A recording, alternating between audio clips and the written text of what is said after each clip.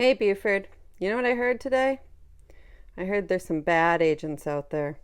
Agents who are scamming authors and potentially hurting their careers. Yeah, bums me out too.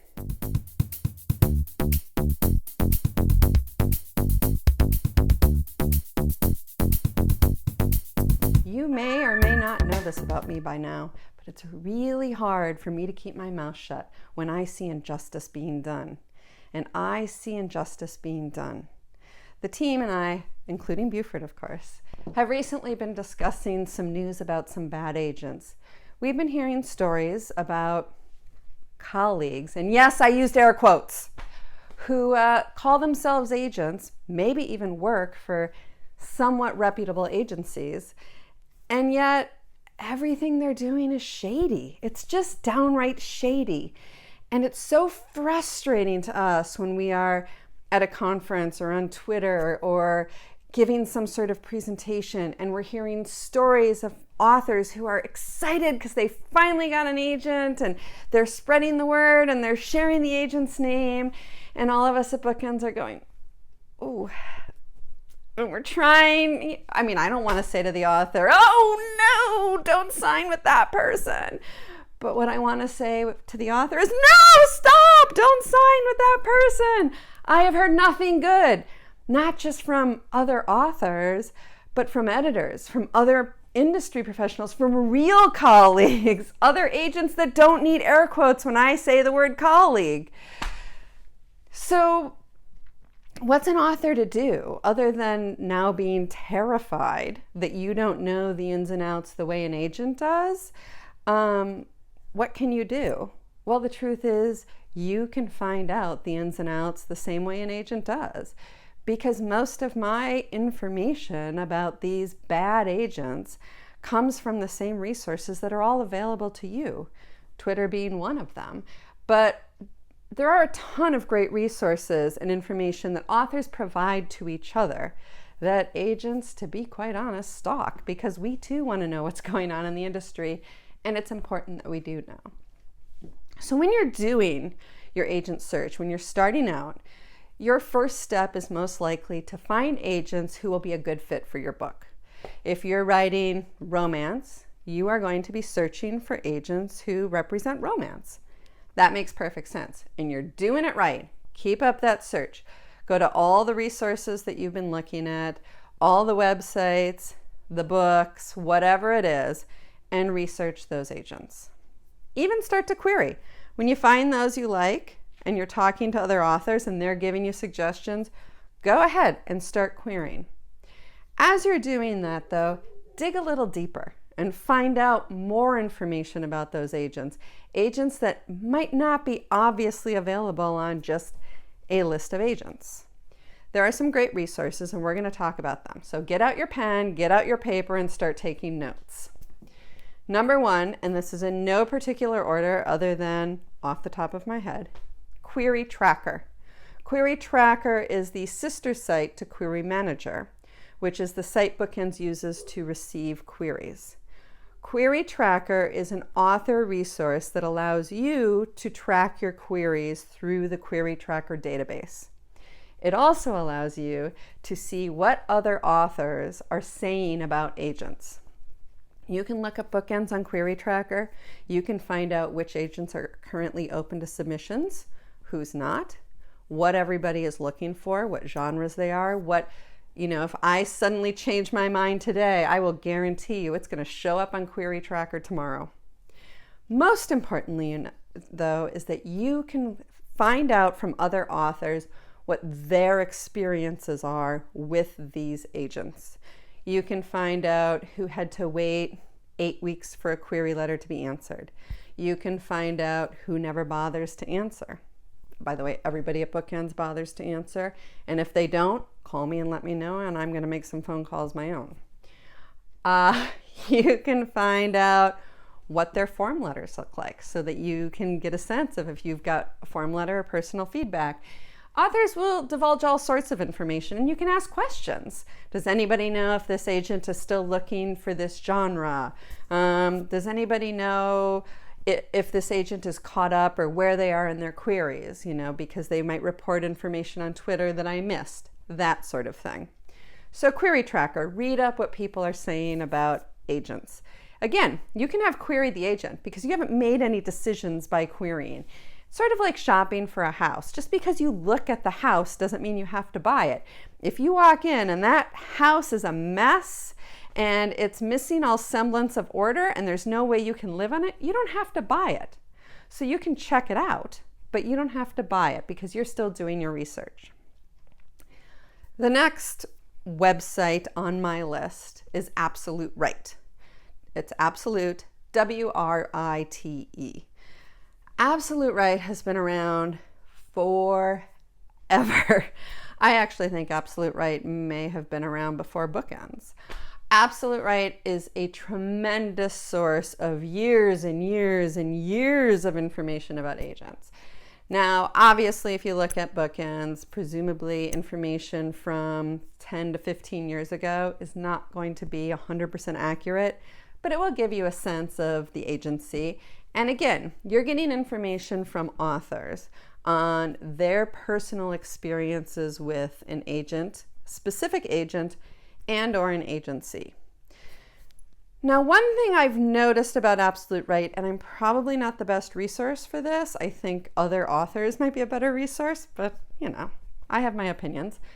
I've noticed that Absolute Query Tracker gives more frequent updates from authors on things like how fast people are to respond to a query, simpler things like that.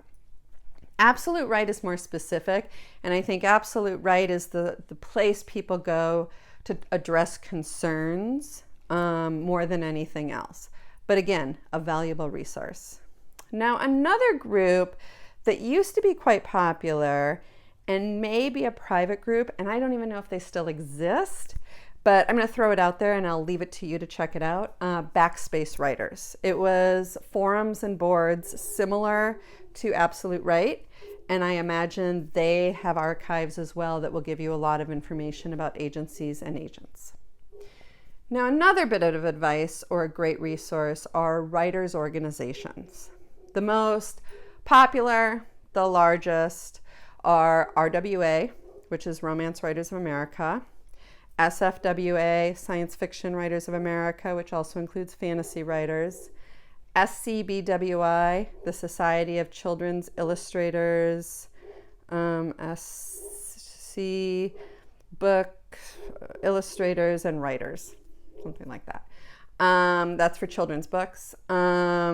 Mystery Writers of America, Sisters in Crime, International Thriller Writers.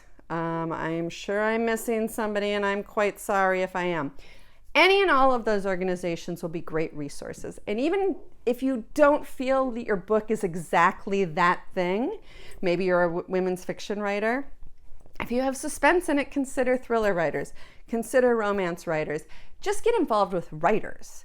And organizations like that are actually worldwide, which means that you are getting a vast number of people who have experiences and opinions. These groups tend to have message boards and other resources and ways to access and find out information that I probably don't even have access to. So that's another great resource. Reach out to people on Twitter if you have to, or just connect with these organizations on Twitter to see what they're tweeting. Sign up for newsletters like Publishers Marketplace. Publishers Marketplace, I believe, still has a free newsletter. Otherwise, it's $20 a month. An amazing resource for information. However, Publishers Marketplace isn't likely to tell you the story unless somebody is being sued or it's gotten to a legal level. If it's just agents behaving badly, they might not report it because it's hearsay. There's no real evidence. Okay, so those are your resources. You're looking at them. You are sort of weeding out some agents based on what people are saying. Doesn't mean you need to pull your query or pull your submission. It just means when the time comes and you get that offer of representation, you can make a much more informed decision. And when you're talking to, let's say, the bad agent, and you're talking to, let's say, 3 other agents, you have a sense not just based on your gut, but based on real information from other people.